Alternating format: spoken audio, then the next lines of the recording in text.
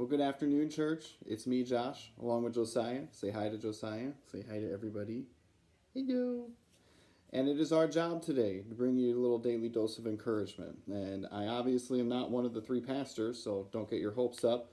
But today I'm going to talk to you about a worship word, a Hebrew word for worship. And believe it or not, there are 7 found all throughout the book of Psalms. And I did not know that until recently. I'm sure a lot of you already did because you're probably a lot smarter than I am. But there are 7. And the beauty, and I guess kind of the frustration with the English language is that we often take one word and have it sum up a variety of things. The best example I can think of off the top of my head, the word can, right? Can. So we use it to say, I can do this. Like Josiah can drool all over himself because he's got teeth coming in. It's true. Or we also use it for a can of tomato soup or a can of spaghetti sauce. Yes, it's true. And so that's kind of the beauty of the English language, but the frustrating thing. We also use the word love to mean a variety of things. I love Josiah to death. I love this guy. I love my mom. I love my dad. And believe it or not, I love my brother, the one that's here. But we also use it to say things like, I love pizza and I love candy. So you kind of catch my drift here. But the word we're going to talk about specifically today, the Hebrew word for worship, one of them is the word Towdah. It's Towdah. And here's what that word means.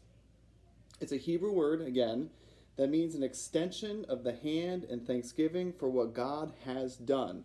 But it also means a sacrifice of praise for things not yet received. It is praising God with expectation. The psalmist used Towdah as an expression of confession, a way to convey trust in the goodness of God. Isn't that beautiful? So I'm going to read a little bit more. This is from a book. I highly recommend it. It's Holy Roar. It's written by Chris Tomlin, who obviously we sing a lot of his songs, and a pastor named Darren Whitehead. So if you want a good book to read while you're cooped up at home, this is a good one. But they continue on by saying, in Towdah, we lift our hands in the presence of God, not only for what he has done, but also for what we believe he will do. He will bring an end to all violence, so we lift our hands in praise. He will release us from bondage, so we lift our hands in praise. He will provide what we need, so we lift our hands in praise. He will heal us both now and in eternity, so we lift our hands in praise. The notion of lifting hands in praise to God as a sign of faith for promises to come is most biblical. And when we engage in this expression, we raise our hands heavenward. We are pointing to the very place of our ultimate hope. As David says in Psalm 20, verse 7, some trust in chariots, some trust in horses, but we trust in the name of the Lord our God. Amen? So, I guess the funny thing to me, looking back on my life, is growing up in our church, our dad obviously being the pastor, we had a few hand raisers in the churches we grew up in, and they were always kind of the ones that you looked at and like, whoa, that's weird. That's just weird, because it's something we're not accustomed to in the Lutheran Church. It's not something that we are used to, I guess. But this is a beautiful thing to read, right? That it's just not the act of raising hands. It's that we raise our hands. It's an inward expression that comes out because we believe in the goodness of God. And this time is critical, especially when it comes to our worship, because we don't worship just to sing songs. We don't worship just to hear music.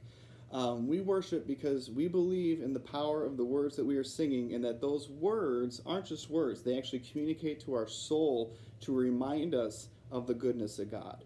We don't know what tomorrow's going to bring. We woke up today thinking it was going to be one thing, but it's changed to be something else. We have no idea, obviously, what even next week brings or the week after. And so that's why our worship is so vital. And I hope that you joined us last night for Worship Wednesday, and even joining us on Sundays. And this is the challenge.